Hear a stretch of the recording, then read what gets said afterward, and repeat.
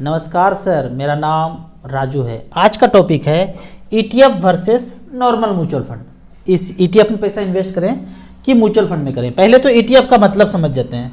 Exchange traded fund, Bombay stock exchange, national stock exchange, कहीं ना कहीं आपको ये ट्रेड करना पड़ेगा और उसके लिए चाहिए डीमेट अकाउंट। खतरनाक वर्ड है साधारण आदमी के लिए, डीमेट अकाउंट चाहिए। अगर तो ये दोनों चीज़ हो गया कि डीमेट अकाउंट हो गया, एक्सचेंज में ट्रेडिंग करने के लिए तैयार हैं, तो 9:30 बजे से लेकर 3:30 बजे तक कंप्यूटर और मोबाइल पे बेचैनी छाया रहेगा, क्योंकि ईटीएफ को आप कभी भी खरीद सकते हैं। इसके बीच में म्यूचुअल फंड को आप या इंडेक्स फंड को आप एक बार ही खरीद सकते हैं, वो रात को 9 बजे प्राइस डिस्क्लोज होता है एनएवी, और यहाँ पे मार्केट आवर में कभी भी लाइव प्राइस पे आप कभी भी खरीद सकते हैं। तो मान लेते हैं कि किसी ने 1-2 लाख रुपया ईटीएफ में लगा दिया, लगाने के बाद थोड़ा सा बढ़ेगा, 5,000 10,000 प्रॉफिट होगा, तो आप इस बीच में हलचल खोपड़े में हलचल होते रहेगा। तो कहने का ईटीएफ हो गया, एक म्यूचुअल फंड का तरीका हो गया लेने का, लेकिन वो शेयर की तरह खरीद बेच होते रहेगा। तो इससे अच्छा है कि आप यहाँ ना लगा के स्मॉल कैप में लगा के छोड़ेंगे तो ज़्यादा वेल्थ क्रिएशन होगा। साधारण आदमी को ईटीएफ में पैसा बनेगा ही नहीं, साधारण इन्वेस्टर को। अगर कोई है तो मुझे सेंड कीजिए मेरे व्हाट्सएप पे कि ईटीएफ आपने 5 साल होल्ड करके रखा है। कोई नहीं होगा। अगर तो 5 साल ईटीएफ होल्ड करके रखे होंगे तो कोई शेयर भी उतने समय के लिए होल्ड करके रखे होंगे, जो भी पैसा बना होगा, पोर्टफोलियो बना होगा, वो होगा। लेकिन बहुत कम लोग होंगे कि ईटीएफ को 5 साल होल्ड करके रखे हैं डीमेट में। वो हलचल होते रहता है, ट्रेडिंग के जैसा केस हो जाता है। यहाँ पे अगर देखा जाए तो मार्केट अभी लाइफ टाइम हाई चल रहा है। ये भूतकाल देख ही रहे हैं, गिरा था यहाँ से और धीरे धीरे करके यहाँ तक लाइफ टाइम हाई हो गया। अब यहाँ पे लोगों का हमेशा क्वेश्चन होता है, 1 टाइम कर दूँ, 5 लाख कर दूँ। अब यहाँ देखेंगे कि धीरे धीरे बढ़ता रहेगा अगर, तो ज़्यादा से ज़्यादा नया इन्वेस्टर आते रहेंगे और ज़्यादा से ज़्यादा नया पैसा आने वाला होगा। आता है, हर बार देखा गया है। मार्केट जब बढ़ेगा तो धड़धड़ा के नया पैसा आने शुरू हो जाता है, और जब गिरता है तो कोई नहीं खरीदता है, फिर तो वही मोगेम्बोग आदमी खरीदता है। तो यहाँ पे आपने खरीद तो लिया, लेकिन फिर 1-2 साल के बाद चालबाजी होगा और मार्केट 10-15-20% गिरेगा, तो आप फिर से भागेंगे और फिर दुनिया को बताएंगे कि मार्केट खराब है, म्यूचुअल फंड खराब है। अगर तो यहाँ पे आते हैं तो मैं कहूँगा इस टाइम पे लमसम में पैसा, अगर नया इन्वेस्टर है, पहले से आपका पोर्टफोलियो चल रहा है, लमसम लगाना है, लगा लीजिए। 10 साल से पोर्टफोलियो चल रहा है, 5 साल से पोर्टफोलियो चल रहा है, और 1 टाइम 10 लाख 5 लाख कितना भी इन्वेस्ट करना है कर सकते हैं, क्योंकि आपको सारा दाव पेज मार्केट का पता चल गया। ये मार्केट इसी तरह से घूमता है, ये खोपड़ी में आपको पता चल गया। लेकिन कोई नया इन्वेस्टर है और लमसम लगाना चाहते हैं तो मैं कहूँगा रुक जाइए, एसआईपी कीजिए। 10,000 का, 20,000 का, 30,000 का, 50,000 का, जितना पैसा है उसको 2 साल में अब डाइवर्सिफाइड करके एसआईपी कीजिए, वो ज़्यादा अच्छा होगा। इस तरह का जो चाल है ना, आप अभी सोच के देखिए, 70,000 पार कर गया सेंसेक्स। कौन सोचा था इस सिचुएशन में 70,000 पार कर जाएगा? कोई टेलीविजन पे नहीं बोलता था कि 70,000 पार जाए। हाँ, ये जरूर बोलेंगे 2 साल के बाद सेंसेक्स 1 लाख हो जाएगा, और वो तो पता ही है कि 10 साल 20 साल के बाद 1 लाख क्या 10 लाख भी हो जाएगा, वो हम भी बोल सकते हैं। पर 2 महीना के बाद क्या होगा, 6 महीना के बाद क्या होगा, कि किसी के दिमाग में का बात नहीं है। वारेन बफेट भी नहीं बता सकते हैं कि 2 महीना के बाद क्या होगा, क्योंकि एक आदमी इस मार्केट नहीं चल रहा है। दुनिया में जितने लोग हैं सब ट्रेड कर रहे हैं, तो सबके प्रोसेस से जो हो रहा है इनफ्लो आउटफ्लो, उससे मार्केट चल रहा है। तो 1 महीना में 2 महीना में अभी क्या होता, अभी जो लाइफ टाइम हाई है, इसके बारे में किसी ने नहीं बताया था।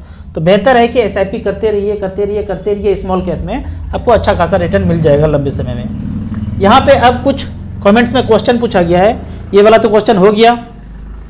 7 साल बाद रिटायरमेंट हो जाऊंगा, एसबीआई इक्विटी हाइब्रिड में एसआईपी करना ठीक है या मिड कैप स्मॉल कैप में करें एसडब्ल्यूपी करने के लिए? यदि आपके पास 7 साल टाइम बचा हुआ है और आप पहले से म्यूचुअल फंड में इन्वेस्ट नहीं किए हैं, तो ज़्यादा रिस्क लेने का जरूरत नहीं है। आप इसी में हाइब्रिड इक्विटी में पैसा इन्वेस्ट करते रहिए और एक टारगेट बना लीजिए कि रिटायरमेंट तक 50 लाख रुपया या 40 लाख रुपया हम यहाँ पे बना लेंगे। अगर 50 लाख बन जाता है तो 6×5 30 से 35,000 रुपये पर मंथ आप एसडब्ल्यूपी यहाँ से करके नॉर्मल कर सकते हैं।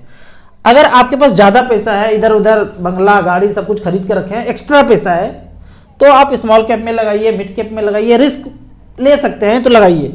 लेकिन आप ज़्यादा रिस्क नहीं ले सकते हैं, तो बेहतर है कि रिटायरमेंट 7 साल बचा हुआ है तो इसी फंड में, इसमें मतलब 4 फंड जो मैं बताता हूं बैलेंस कैटेगरी में, आईसीसी, एचडीएफसी, एसबीआई और कैनरा रिवेको का बैलेंस कैटेगरी में आप लगाइए, वो ज़्यादा अच्छा रहेगा। अगला क्वेश्चन है कि राजू सर मेरे पास 50 लाख रुपया है, उसको वन टाइम करना चाहता हूं 10 साल के लिए, तो कौन सा फंड चूज करूं? आपका जवाब का इंतजार रहेगा। आपके पास 10 साल ही टाइम है और 50 लाख रुपया वन टाइम इन्वेस्ट करना है, तो अभी वो टाइम नहीं है कि इतना पैसा एक साथ झोंक दें। यदि आप नया इन्वेस्टर हैं, तो नया इन्वेस्टर है तो धीरे धीरे करके एसआईपी कीजिए। चाहे आप 1 लाख रुपया का एसआईपी करेंगे तो 50 महीना में जाके पैसा जाएगा, या 2 लाख का एसआईपी कर दीजिए अलग अलग जगह, मिड कैप, स्मॉल कैप में, वो ज़्यादा अच्छा रहेगा। वन टाइम आप इन्वेस्ट नहीं कीजिए। यदि आप नया इन्वेस्टर हैं, एसआईपी के थ्रू चलाइए, वो ज़्यादा अच्छा रहेगा। टैक्स सेवर फंड के बारे में सजेशन चाहिए। अगर टैक्स सेवर का बात करें तो फिर से वही बैंक वाला टैक्स सेवर ले लीजिए, एसबीआई, आईसीसी, एचडीएफसी। अगर 1.5 लाख रुपए करना है, बराबर बराबर 50-50 लाख रुपए तीनों के टैक्स सेवर में आप कर सकते हैं। बैंक म्यूचुअल फंड को आप क्यों बेटर बोलते हैं, इसके लिए प्लीज रिप्लाई करें एचडब्ल्यूपी करने के लिए। मैं इसलिए बोलता हूं कि एईएम ज्यादा है, और बैंक वाला म्यूचुअल फंड एएमसी को बोलता हूं, जो बैंक वाला एएमसी है उसी में साधारण इन्वेस्टर को पैसा इन्वेस्ट करना चाहिए। क्यों? बैंक का जो कोर मेंबर टीम है और म्यूचुअल फंड का जो कोर मेंबर टीम है, ऊपर में जाके एक ही पर्सन हो जाता है, की पर्सन। इनके भी fund manager, bank mutual fund के और बैंक के जो कोर मेंबर होंगे, अगर किसी को पैसा लगाना है, मान लीजिए 20,000 करोड़ इनके पास भी है, बैंक के पास भी है, और 20,000 करोड़ म्यूचुअल फंड के पास भी है, तो दोनों का रिसर्च टीम एक ही होगा। ऐसा कोई कंपनी खराब चल रहा हो, कुछ न्यूज आ रहा है, तो ये नहीं कि बैंक उसमें लगा दे और म्यूचुअल फंड ना लगाए। जो भी रिसर्च होगा दोनों मिलके एक ही होगा। इसलिए मैं बोलता हूं बैंक का बड़ा प्लेटफॉर्म है, तो म्यूचुअल फंड भी आप बैंक रिलेटेड म्यूचुअल फंड लेंगे तो ज्यादा अच्छा रहेगा। यहां पे देखते हैं, why some fund house do not allow one time in small cap. ये क्वेश्चन है कि स्मॉल कैप में वन टाइम क्यों नहीं अलाउ करते हैं।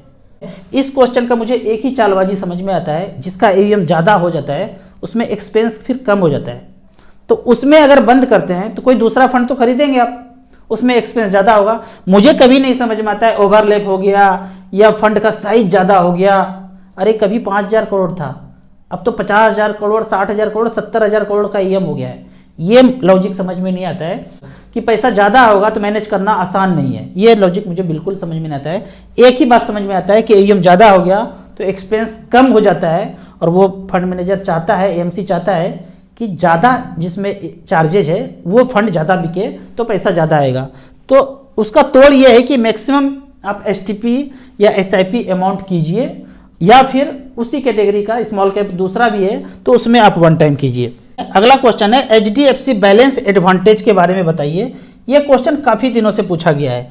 एचडीएफसी बैलेंस एडवांटेज, यहाँ पे 2 तरह का कैटेगरी है। मैं अगर बैलेंस कैटेगरी का बात करूं तो कहने का ये बैलेंस है, अभी आगे देखते हैं क्या नाटक चल रहा है।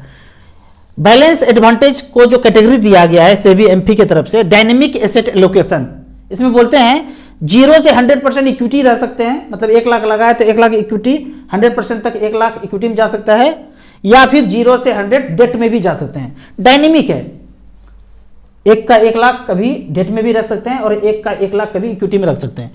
लेकिन जो बैलेंस कैटेगरी मैं बताता हूं, हाइब्रिड एग्रेसिव वाला, 4 बैंक वाला बोलता हूं, बैलेंस फंड पेंशन के लिए ले लीजिए, उसको बोलते हैं एग्रेसिव हाइब्रिड इक्विटी। इसका क्या बोलते हैं एलोकेशन, 65 से 80%, मतलब इक्विटी में 65 से कम नहीं जा सकते हैं और 80% से ज्यादा नहीं जा सकते हैं। तो एक्सपोजर मैक्सिमम 80% तक इक्विटी में रख सकते हैं। यहां पे एक्सपोजर 100% तक चले जाएंगे, मतलब इक्विटी में सारा पैसा लगा दिया, रिटायरमेंट वाले आदमी का पैसा आपने लमसम में 50 लाख 1 करोड़ लगा दिया और चाहते थे कि आप थोड़ा सा सेफ्टी, नाम से देखिए क्या बोलता है, बैलेंस एडवांटेज। आपको क्या लग रहा है साधारण इन्वेस्टर को, मुझे क्या समझ में आएगा, बैलेंस है भाई, थोड़ा सा इक्विटी में होगा, थोड़ा सा डेट में होगा, लेकिन यहाँ तो खेल अलग है, 100% तक इक्विटी में जा सकते हैं। यहाँ पे देख लेते हैं उदाहरण के तौर पे, यहाँ पे फंड देखते हैं एचडीएफसी बैलेंस एडवांटेज, यहाँ पे देखते हैं एचडीएफसी बैलेंस एडवांटेज। तो यहाँ जब इसको देखते हैं एचडीएफसी बैलेंस एडवांटेज, तो इसका एलोकेशन देखते हैं। लास्ट में एलोकेशन देखेंगे तो दिमाग झन्ना जाएगा।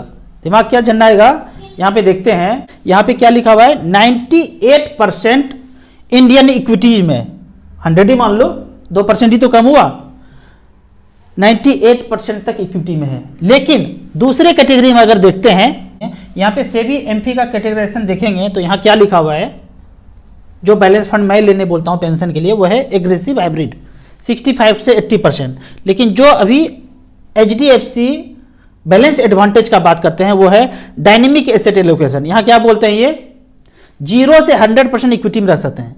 यदि 100% इक्विटी में ही जाना है, सारा एक्सपोजर इक्विटी मार्केट में ही देना है, तो बेहतर है कि स्मॉल कैप में लगा देंगे। और 0 से 100 डेट में जा सकते हैं।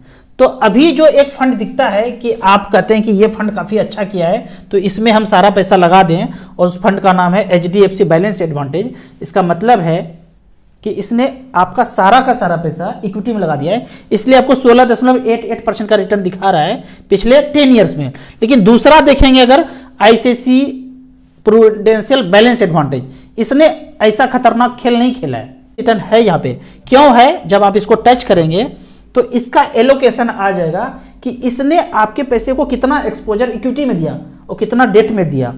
जब रिटायरमेंट हो जाता है, बड़ा पैसा है, जीवन यापन के लिए पैसे चाहिए, तो आपको थोड़ा सा सेफ्टी लेना पड़ेगा। और ये AMC को भी देखना चाहिए, फंड मैनेजर को भी देखना चाहिए कि आपने नाम बोला है बैलेंस एडवांटेज, बैलेंस वर्ड दिया है और सारा का सारा पैसा इक्विटी में दिया है। एमपी सेबी को जरूर नोमेनक्लेचर में चेंज करना चाहिए।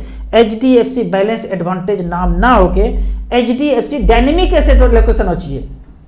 नाम पे बहुत काम हुआ, पर एक फंड में ये फंसता हुआ नजर आ रहा है कि बैलेंस मतलब इन्वेस्टर को समझ में आ रहा है कि इक्विटी में भी है, डेट में भी है, पर यहां तो डेट में है ही नहीं, 98% इक्विटी में है। तो बेहतर है इसका नाम चेंज होना चाहिए। HDFC बैलेंस एडवांटेज को छोड़ करके नाम इसका होना चाहिए HDFC डायनेमिक एसेट एलोकेशन। जबकि ICICI में आप देखते हैं तो 66%, 67% इक्विटी में, बाकी पैसा डेट में है। रिटायरमेंट का पैसा है 1 लाख में 66-67 हजार रुपया इक्विटी में, बाकी सारा पैसा डेट में। जबकि HDFC ने सारा इक्विटी में लगा दिया, नहीं लगाना चाहिए। इसलिए मैं बोलता हूं कि बैलेंस कैटेगरी में आप पैसा रखिए। बैलेंस कैटेगरी कौन सा है, इसमें हमेशा 20% तो डेट में रहेगा ही रहेगा। 14 नंबर का 14 नंबर कैटेगरी लेते हैं हाइब्रिड एग्रेसिव, और इसमें भी आपको कौन सा चुनना है, 10 ईयर्स में बैंक वाला AUM वाइज जाएंगे तो वो ज़्यादा अच्छा है। अगर आपको रिटर्न ज़्यादा दिख रहा है HDFC बैलेंस एडवांटेज में, तो इसलिए जा रहे हैं आप वहाँ पे, तो उससे तो अच्छा है कि HDFC स्मॉल कैप ज़्यादा अच्छा, उससे भी ज़्यादा रिटर्न है। अगर इक्विटी में, शेयर बाजार में ही सारा पैसा लगाना है, तो मार्केट ऊपर जाएगा तो सब ऊपर जाता है, गिरता है तो सब गिरता है। तो बेहतर उससे तो फिर अच्छा है कि स्मॉल कैप में ही लगाते रहिए।